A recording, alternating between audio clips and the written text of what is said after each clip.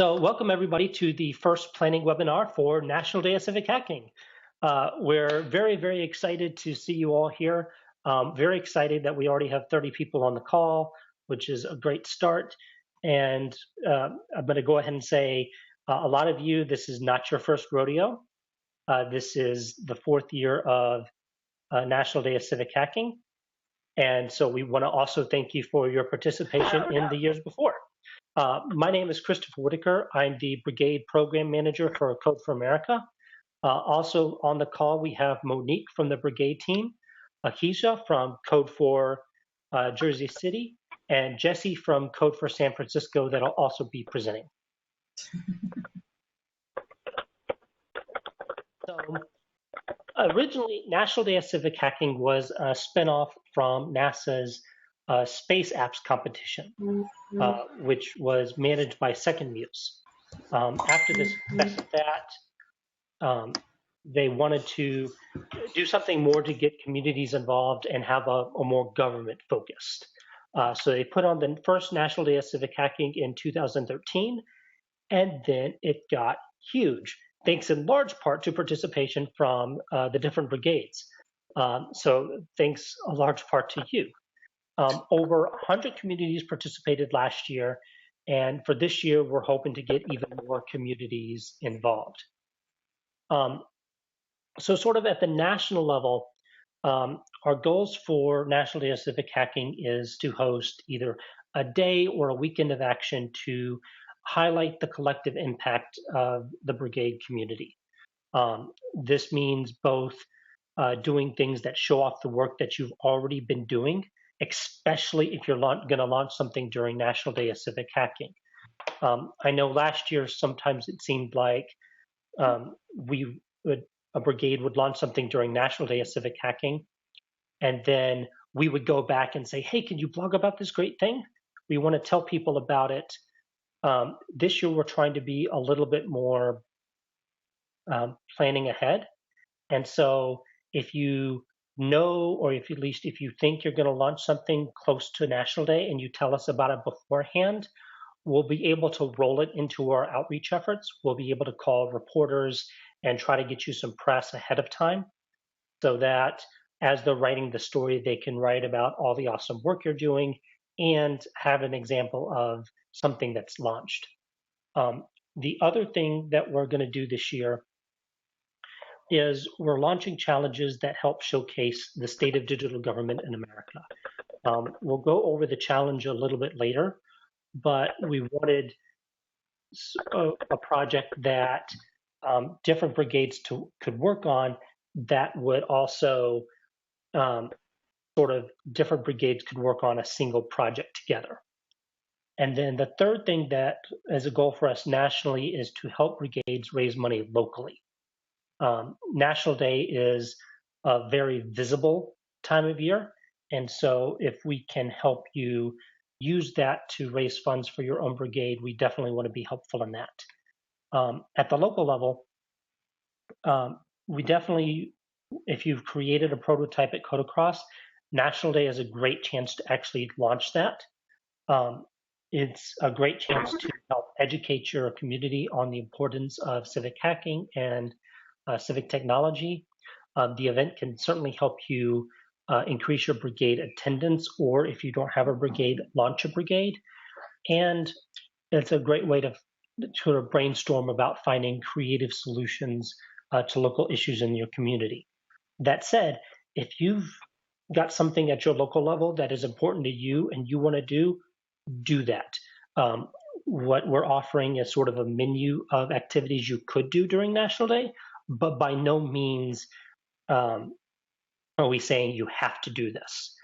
We definitely want to be supportive of what you're doing locally. So if you're looking at all the challenges and all the stuff that we're showing and going, we're going to do this instead because this is more important to us, yes, please do that. So we have the event registration form already online. We would love for you to register your event. Once we get registrations going, we'll add the information to the website, much like we did for Code Across. We do have a slew of resources for you that are also on the website now, including poster, sticker design, flowcharts. We will try to mail stickers and pens to events that are registered. We're also working with Second Muse to see if we can get some more swag for all the events. We also have a organizer playbook and a fundraising manual. And then Contagia, Code for America's new event producer, and Victoria Odell from Open Austin have put together an event planning checklist. And so we'd love for you to check that out. We are also going to have a slew of webinars that are going to go over a number of different things. We have sort of a meet and greet with the different focus areas, including economic development and safety and justice. In the next planning webinar, we're going to have Tabitha from Code for Atlanta on collaborating with local community partners, Mateo from Open Austin on the Civic Tech Project Planning Canvas. We're going to have Azure training, Waffle.io and Hackshop training. And so we're definitely going to be doing lots of webinars to help train and come up with ideas to help your event. So I want to talk a little bit more about the challenges. So what we've done this year for the Brigade Challenges is we have 3 big activities. The first is digital service onboarding. So as we're aware, government websites aren't always the best in the world, but some of them do a really good job and some of them don't. And so we'd like brigades to sort of do this service onboarding where they go into a government website, go through the process of trying to access a digital service online, and then provide commentary and feedback. So at the end of the event, we'll have something that says, okay, here are commentary and feedback on every SNAP application in the country.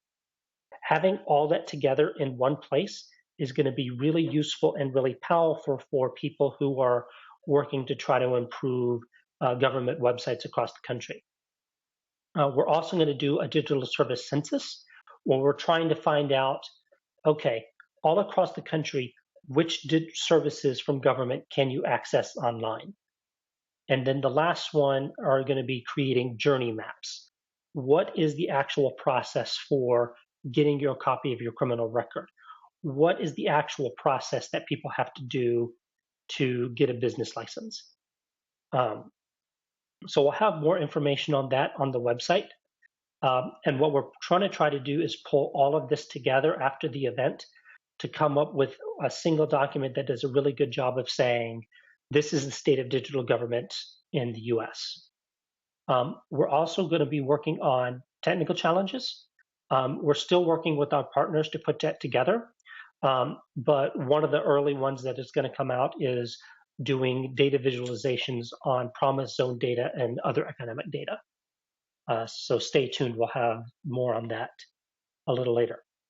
And again, to reiterate, anything else your brigade wants to work on, by no means should this be seen as something that we're forcing people to do. It's just something we're suggesting.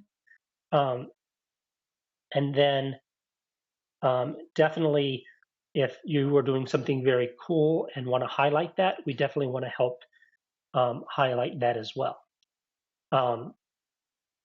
So right now, there's not a link directly to the challenges page.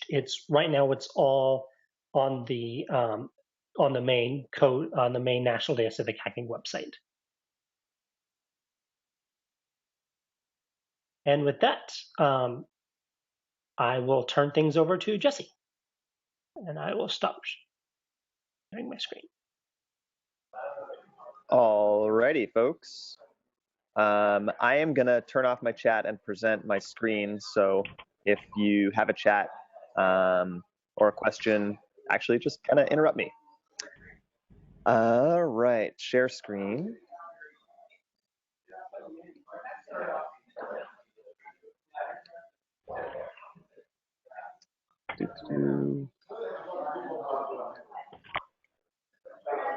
Can I get confirmation from someone?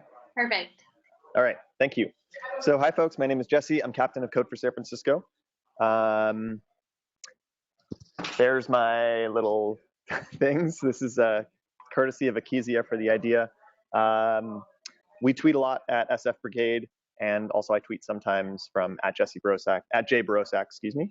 So let's talk about fundraising. This is how to get money from corporate and individual donors. They are definitely different, and you should think about them as almost two completely separate strategies or two separate groups. Sylvester Stallone will kick us off. So first of all, what are we talking about? We've got the corporates here, and they're very much focused on their business. They're focused on what is the value proposition for them. And so you have to sell them, for all intents and purposes, differently. Individuals, on the other hand, kind of do what they like. This guy's having a blast, and people, it's a different sales model. So you can tell that, we have a bunch of suits on one side and some people just kind of rocking out on the other side. And I think that hopefully distinguishes these two enough. They're very, very different. Corporates, it's a B2B sales model. So how is someone going to make a decision to buy enterprise software? That's kind of the same for whether they're going to sponsor you or whether they are going to donate to you. And perhaps Christopher afterwards can speak about the difference between a sponsorship and a donation. So it's a long timeline. They are not going to make a decision instantly. This is not a 1 week process. You build up a relationship, and over time, they say, wow, you guys are really doing awesome stuff. I would like to participate in that. There may be more than one person making the decision. So if you have a contact, that person may not actually hold any purse strings. So think about where up the chain you have to get to in order to really get a yes, frankly. Follow up, write emails. When you write someone an email and they don't respond, more often than not, it is because it went way down in their inbox pretty quickly, not because they don't like you or they're ignoring you. So when you follow up with them, be persistent. It's not annoying. Obviously, don't do that for months and months and months if they're not responding. But yeah, you have fewer corporates that are possible to sponsor or donate to you. So you have to take your time with them and really dedicate efforts in a concerted fashion to make sure that the interaction is a positive one, or to really do that well. And Akizia's presentation, as I'll mention in a sec, is absolutely the way to do this for corporates. They also have different industry knowledge. So if you get an individual coming to your hack night and they're like, cool, I'd like to help. That is not the case for a corporate sponsor or corporate donor. They more than likely have a much different perspective and much more advanced industry knowledge about what is going on in the space, and you have to cater to that. They will also provide you much more money. General statement, but it's fantastic. It's totally worth the time and the effort to go through what Akizia is going to lay out in her presentation to get that revenue. Totally worth it. On the individual side, I can decide to make a $50 donation without asking my wife. I can do it right now. I can do it over the internet. This is not something that I have to think twice about. And so you need to take advantage of that when you're catering to individuals. This is the business to consumer model.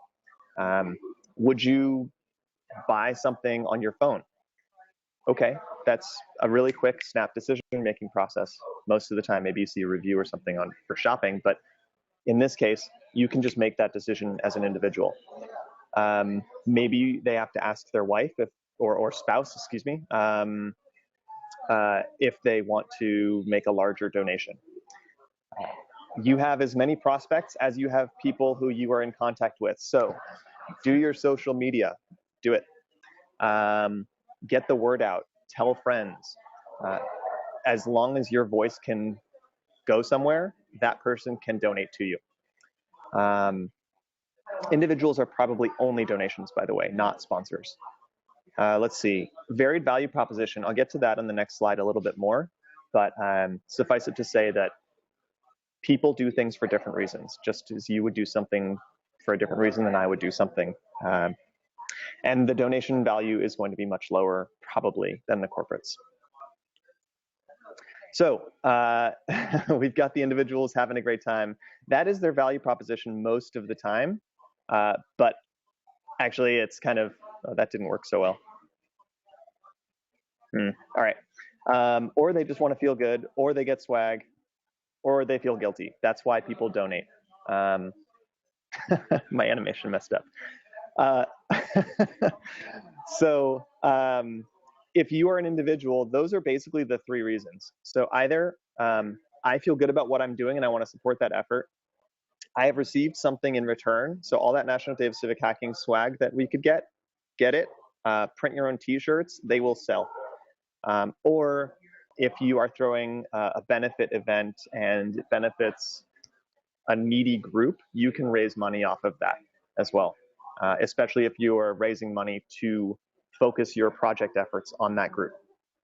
Corporates, on the other hand, this is basically it. Now, there is nuance to this, and most corporates are going to give you a variety of reasons why they are interested in sponsoring or donating, and those largely fall under corporate social responsibility as a general bucket. But they also fall under PR, and they also fall under tax deductions. So we get donations and sponsorship from Microsoft in particular, and that is a tax deduction for them, I'm pretty sure, because they are giving that to Code for America, which is a 501c3 nonprofit. So I believe that they get to deduct that from their tax burden. So understand that these are different, very different groups that you're catering to. So how do you cater to corporates? First, you do a cool thing. This doesn't have to be many cool things. You just kind of need to do one that gets people's attention. Did you help people gain access to free internet-enabled computers who would normally be an underserved population? Yes? Awesome. You can raise money on that because that's a nice story for the corporate to tell in their PR circle. But they need to know that there are other people in your group. So they're not just sponsoring your meetup because they want to attract you. You need other cool people who are attending for them to say, oh, wow, I'm getting more eyeballs. People are noticing. Or maybe you have a huge social media following or something like that. Number 3, follow Akizia's advice to the letter. I have gone through a presentation. It is stellar. So watch it, we rewatch it, follow it, use her documents. They're amazing. And then that's basically it. I mean, people want to donate to people who are doing, corporates want to donate to people who are doing cool things. So at least one cool thing. And then you can do more cool things. For individuals, you have to do something consistently impactful because as I put on the other slide, the main reason that people donate is because they feel good about donating and they feel that their money is going to something that matters. And so if you do consistently impactful things, you will get consistent donations if you ask for them. So what I didn't put on here was ask people to donate, but you have to ask people to donate or throw a benefit event or something like that. Swag, swag, swag, swag, swag, swag, swag, swag, swag, swag. Get swag. Spend some time really putting forth a cool, kind of techie design of some kind, and then sell it. Know what it costs per unit. Like a t-shirt costs $4. Sell it for 20. Sell it for 15. Those are some really great opportunities, like National Day of Civic Hacking, to make a National Day of Civic Hacking 2015 t-shirt. Awesome. We sold a ton last year in San Francisco. Social media. Do it. Just do it.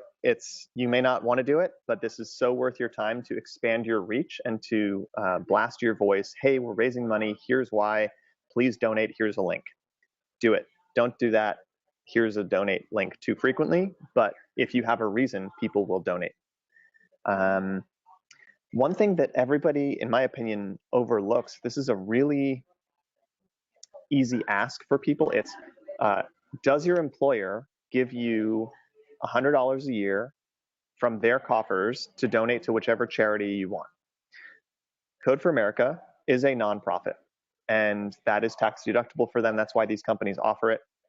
Take advantage of your of people who come to your meetup who are employees at large companies who have that $100, that $500, that $50 allocation, and get them to donate it to you. That's a great way to raise money. If they have a matching thing, take advantage of that, but find out about what each company does in your area, especially if you're in a smaller area and you might only have a few companies, few large companies. Take advantage of this. It's a big one. And last but not least, benefit events. If you can link up with a local bar or something like that, local restaurant, and you throw an event that says, hey, we're raising money for this purpose,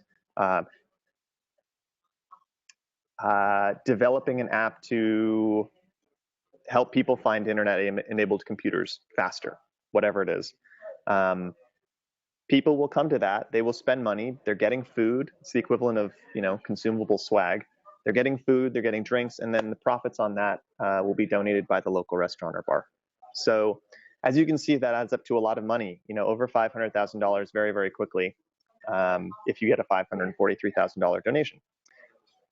But otherwise, you can get, multiple hundreds of dollars, which can fund National Day of Civic Hacking, which can fund Code Across, which can fund an extra hackathon or 5, depending on how much you raise. So in sum, do the work, hit the bag. It takes a lot of work and a lot of consistent effort to do these things, but a lot of that consistent effort is, frankly, making cool stuff and impactful stuff. The impactful stuff is what's going to net you the individual donor pool. So, yeah. Thanks. And I guess I'll do this because I like this guy.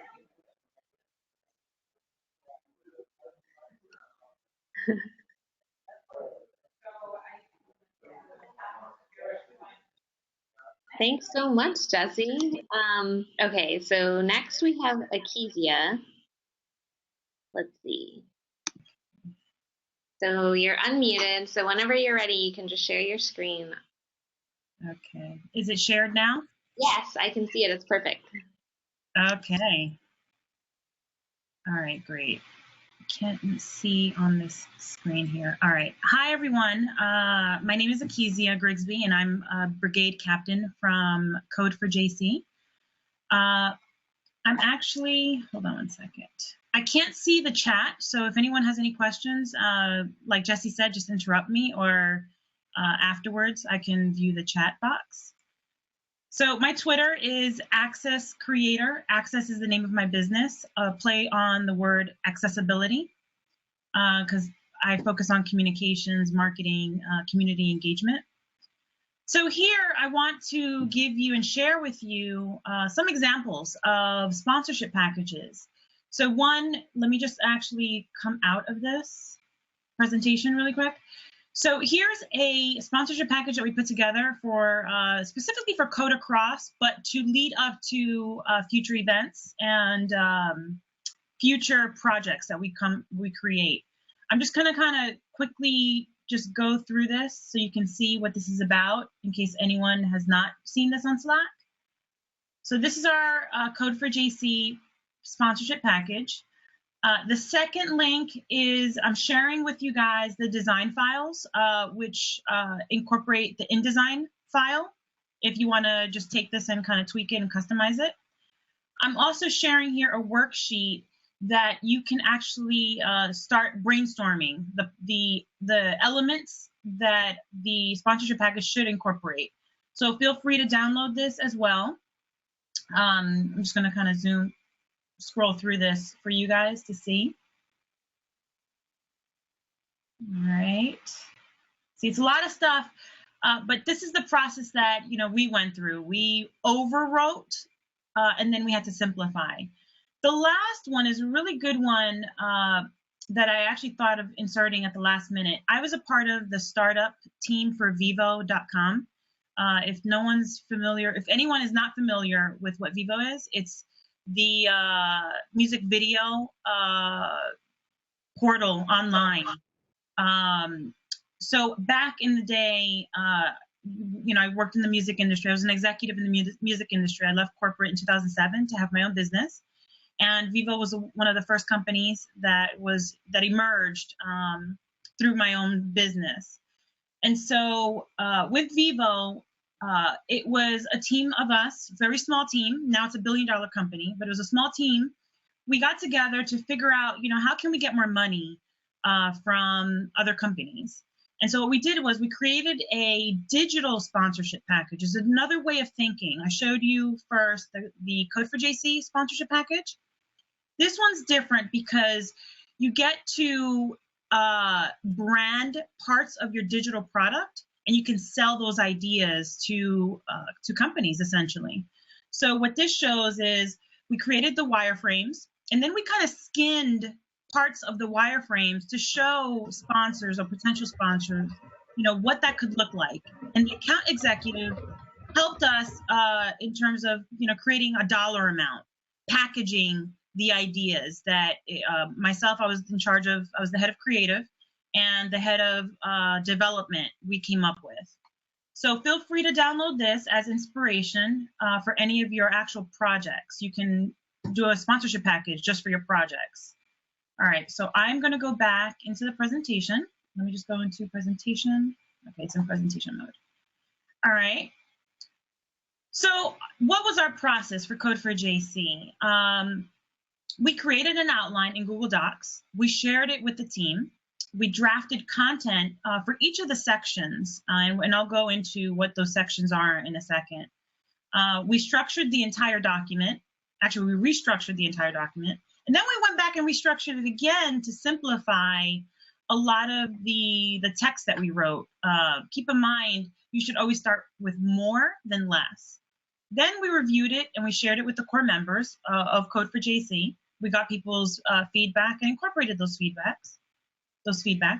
And then we went into design mode in InDesign. So now I want to go into what is sponsorship. Chris will go in a little later to, if anybody has any questions, to determine what the difference between donorship and sponsorship is. But sponsorship is, I made some 3 points here and an illustration just to show you what sponsorship is. Sponsorship may be regarded as a partnership agreement. The partners work together for common objectives. The relationship between parties is a formalized agreement or contract with terms and conditions that are quite specific. And then thirdly, the relationship between the parties is officially recognized and acknowledged. So for example, one partner can use the name, logo, photos of another, of a company as that agreement. This usage, if you use their photos, it can be restricted with conditions set by the sponsorship agreement. The image below shows the exchange of benefits that take different forms. Cash is always desirable, obviously, but there are other benefits that are more feasible.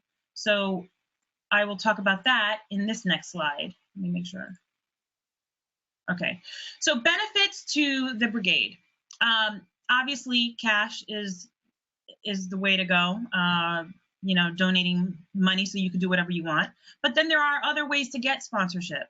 It's through products, like for clothing, professional services, like marketing, design. You could do legal services, and then trade services such as like painting, construction. If you have a location, or if you want to create any type of event with specific, like if you need furniture,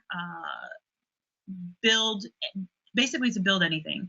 And then property, like free use of space. So those are considered. Benefits to the brigade. Benefits to the sponsor, which is the reverse. It's important to give as much detail as possible about the benefits given to the sponsor. So put yourself in the sponsor's shoes. Wouldn't you like to know exactly what you're getting in return? That's how you have to think. So you should all offer only benefits that you can guarantee. Your brigade must not fail to provide these benefits. It's important to always remember that benefits can be packaged This means that the sponsor does not purchase the benefits on an individual basis, but together as a package.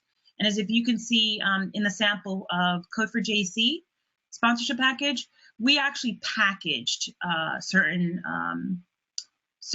events or products, and I'll explain to you why we did that in a few. You will also need to negotiate with the sponsor as to what exactly is in the package. The sponsor may wish to choose certain benefits, but not others. Always make it negotiable. So the first one, this is actually like the meat of a sponsorship package, I think. You know, so here are several elements for sponsorship, for the benefits. So the first one, naming rights. So I'll give you 3 examples. Naming rights to an event. You can give naming rights to a facility or naming rights to a product team. Signage, this is the most commonly provided benefit.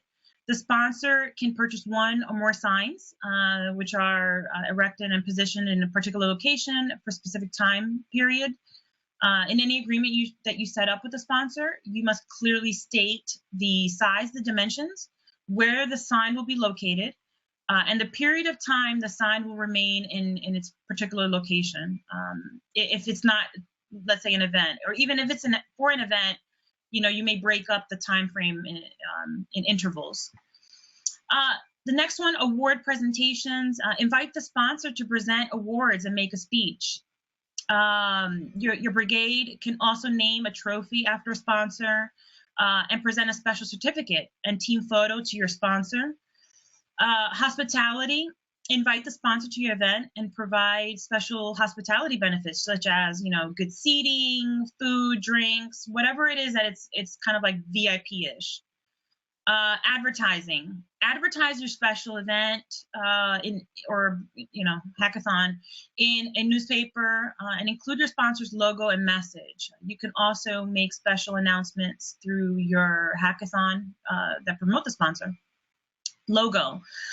The sponsor's logo and message can be included like on brochures, merchandising if you want to sell t-shirts, car bumper stickers, window stickers.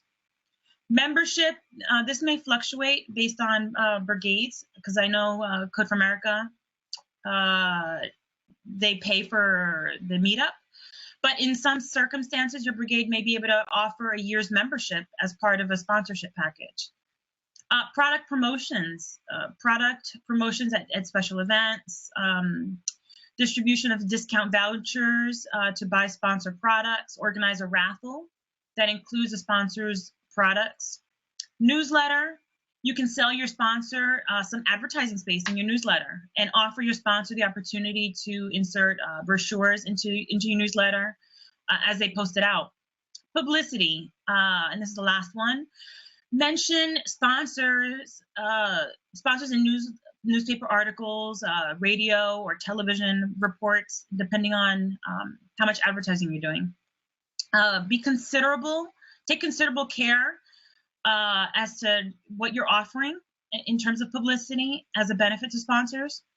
Although efforts may be made to obtain publicity success, it cannot be guaranteed, and make sure they know that. If you do choose to offer publicity as a benefit, you should demonstrate your success in the past. And you should also try to set specific targets that are realistic. Okay, some points that I want to make known before we move forward is that, you know, sponsorship should not be regarded as a situation where a sponsor entity gives a brigade, you know, as if it were charity. It has to be very clearly different. The exchange of benefits should be detailed in a document that is known as a sponsorship agreement. Failure to do so in this document can give and result in a relationship that fails to work and may result in legal action. So be careful with that. And lastly, both parties to the sponsorship agreement need to work together as partners to ensure that each receive the best value of the partnership. There should be a regular dialogue between the parties. Okay. Now here's the juicy part, the writing the proposal, the sponsorship proposal.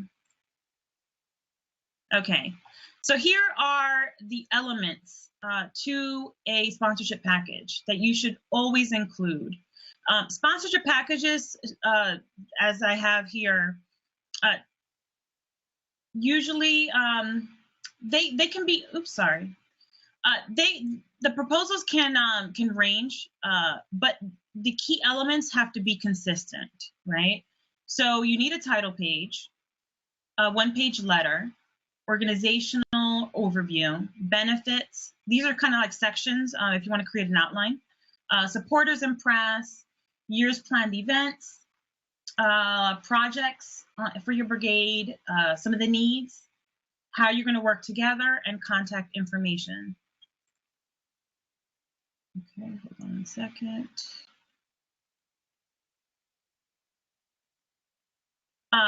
Let me just go back really quick. So just to emphasize that there's not one method of writing a proposal, but certain contents must be included, which are these, okay, always. So here's an example. If you weren't able to download our Code for JC sponsorship package, I break it down into pages here. So here's a title page. A title page should always have your logo. I personally think of it as a big no-no to say sponsorship package. I don't use that term on there. Be as creative as you want. But here we put in a partnership package. It sounds more appealing. You want to make sure that you're not it's not clear that you're asking for money, right? The first page that you create is a one-page letter. You can do it in different forms. Here we called it overview, but it's really just a one-pager. And on the one-page letter, you should always have the brigade's mission, highlight upcoming events. Highlight the upcoming event. Focus on one call to action. So in this case, it would be National Day of Civic Hacking. And then summarize your needs very, very simplistically. If that's a word. The second page is the brigade's overview. Here we called it about CJC, about Code for JC. You can call it whatever you want, but this is just how we decided to approach it. And on this page, you should always have the brigade's, did I read this? Brigade's mission, 2016 theme, the target audiences, your supporters, and press. You can approach this different ways in regards to press. You can create a link that directs them directly to all of your press that has been created. We just didn't have time to do that, so we just created a list of news outlets that have written about us. We kept it really simple. The next page lists all the projects that we have going on right now. Once again, you could approach this different ways. We just created it a very simple version of this. But you should always include the name of the project, a short description, an image of the project. Always give credit to the project owner if you can, and then include the URL link to the project. The next page, it can be several pages or just one page. In our case, we have 2 pages. I'm just showing you one page here. You have the event name, a description, date of event. If you have enough space, I would always include the agenda if you know ahead of time. And in this case, we didn't know the agenda for National Day of Civic Hacking or Hour of Code, so we kept it simple. If you know what the outcomes and focus is for your upcoming event, definitely put that in there. And images from the past event. So here's the sponsorship package, how we put it together. So we were going back and forth trying to figure out how to package our brigade. We struggled a bit with this, but one thing that I noticed that a lot of nonprofits do, I'm a board of trustees for a large nonprofit here in this county.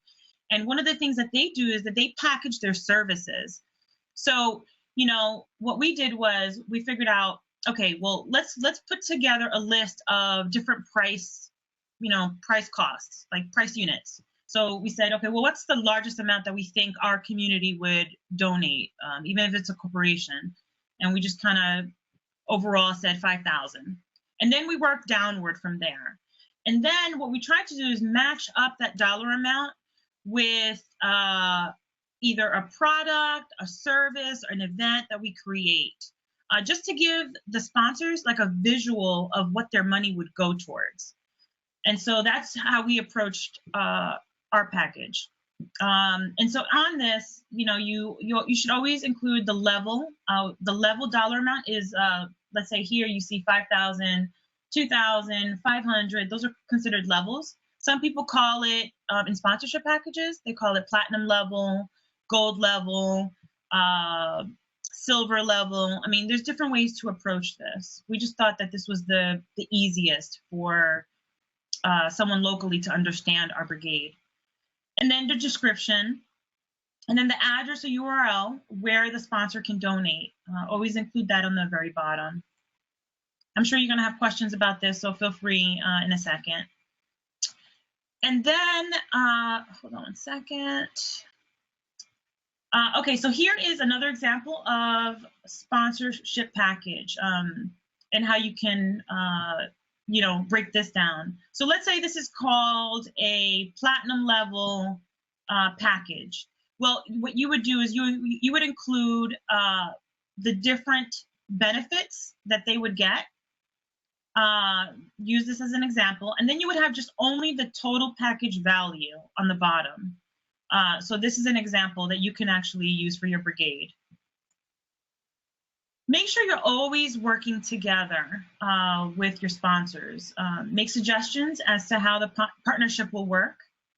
Meetings with sponsors, reports to sponsors, allow sponsors to be involved in event planning. This is very, very important. Include details of how and when the sponsor is to pay or provide goods. So goods could be swag, it could be cash. I mentioned what those goods could be, the benefits to the brigade. And then provide details of dates, like when will the sponsorship commence, when will it be reviewed, and when will it finish? So some basic rules. Provide plenty of detail. Start with writing in Google Docs. Collaborate with teammates on different sections of the sponsorship package. Rule 2, promise only what you can deliver. Make sure that there's a hierarchy in text, like title, section headers, etc. The 4th rule, avoid presenting in a form of a letter, which brings me to the last point. Your document should be professional. Please always get a designer. If you can't have somebody who knows even just a little bit about design to dress it up, it's really important, especially if you're trying to pitch this to corporate sponsors. You want to make it look flossy to get that flossy money, right? So that is it. Thank you for your time. Let me stop presenting. That was so amazing. The chat wasn't even that active, I think, because everyone was just so engrossed in everything that you were saying and presenting. So we have 12 minutes left. So anyone who has questions, certainly feel free to pose them to our amazing captains. I do know that there was one thing that came up in the chat. So I'll let you think about your questions for a second.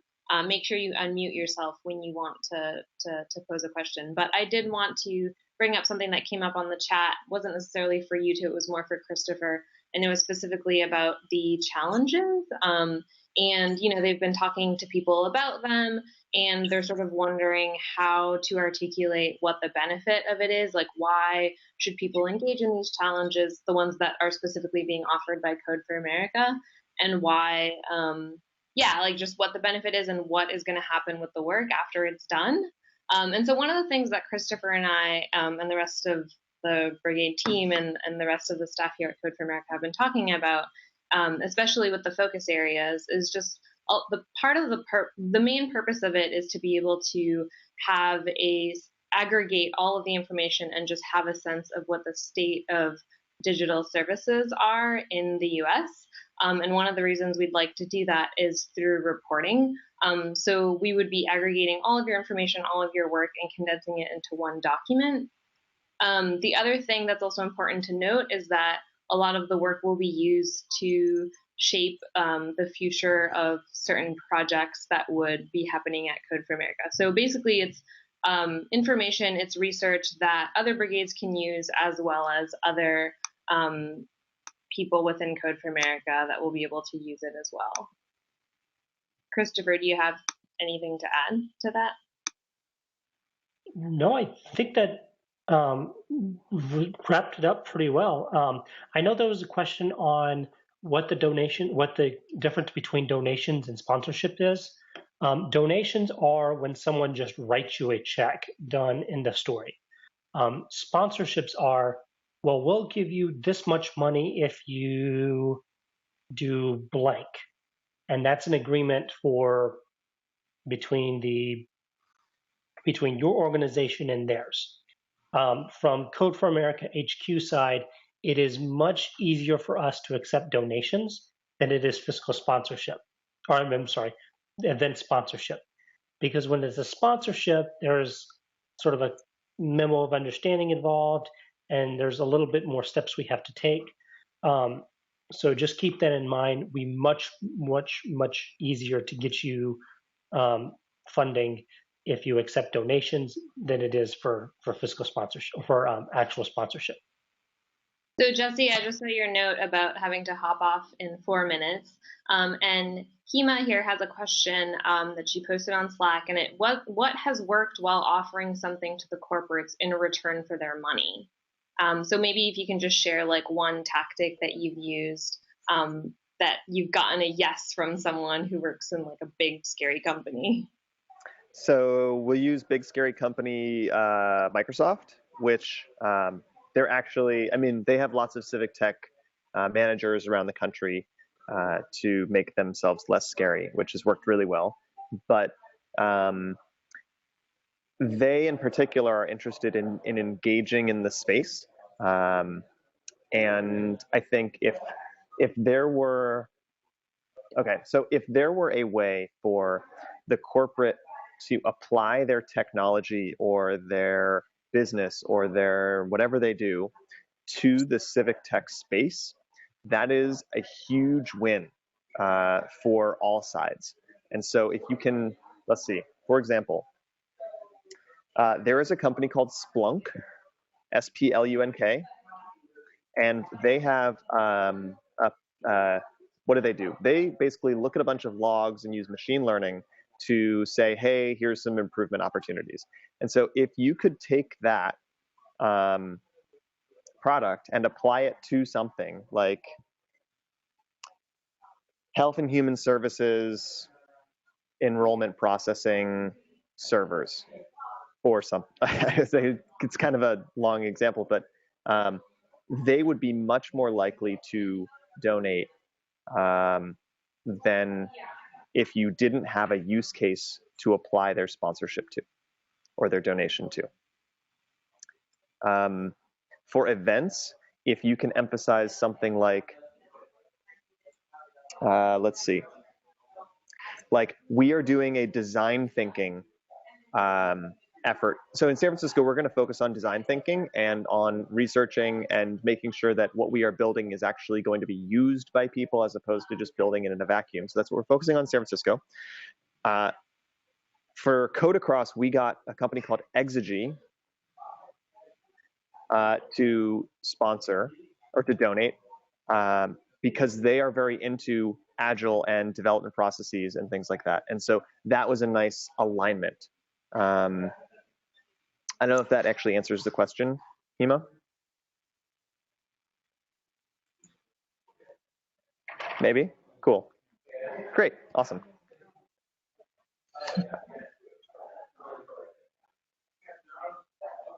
And also Julio is on the line, and Julio has been involved in Code for San Francisco longer than I have. So I have to hop off, but if there are any other questions, Julio might be able to chime in. Yeah, thanks, Jesse. We'll be sure to share your information when we update the recording and the forum post with the slide deck and everything that you shared. Thanks so much. Cool. Cool. So a lot of people have been asking about examples of sponsorship agreements, and Jesse did share one from Microsoft. It's a Google Drive file. It's posted in the chat. You guys can check that out. But in terms of detail, and like Akezia mentioned this, the more detail, the better. You just want to lay out all the expectations. You want them to know what they're receiving. You want you to know what you're receiving. And so it's just better if everyone's on the same page. And the best way to do that is to have as many details as possible.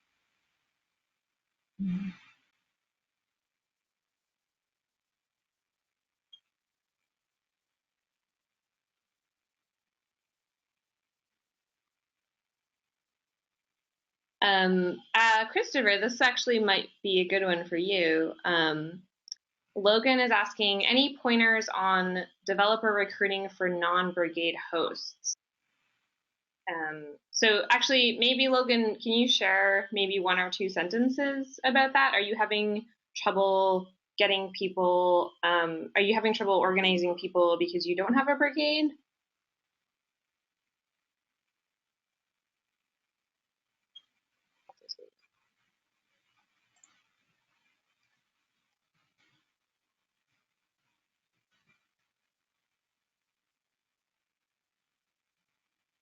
So one of the things that we do, or we recommend people do, is look at Meetup to all the different developer groups and sort of post things there.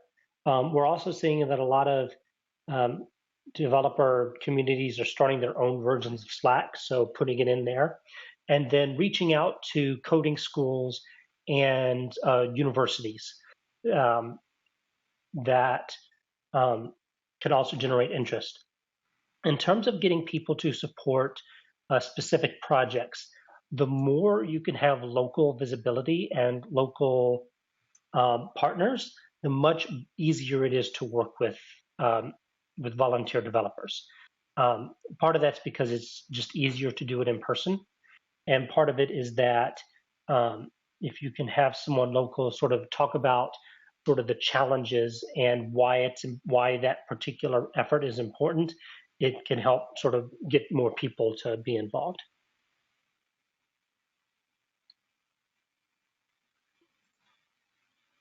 Cool.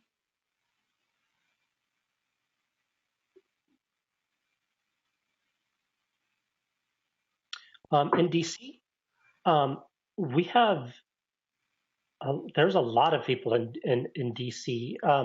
Let me shoot you an email because I'm working with some of the Opportunity Project people from OSTP, and it might be easier just to connect. That way we're sort of all on the same page. That way, because I know we're working with them to develop a challenge, but we're not all the way there yet. Yes.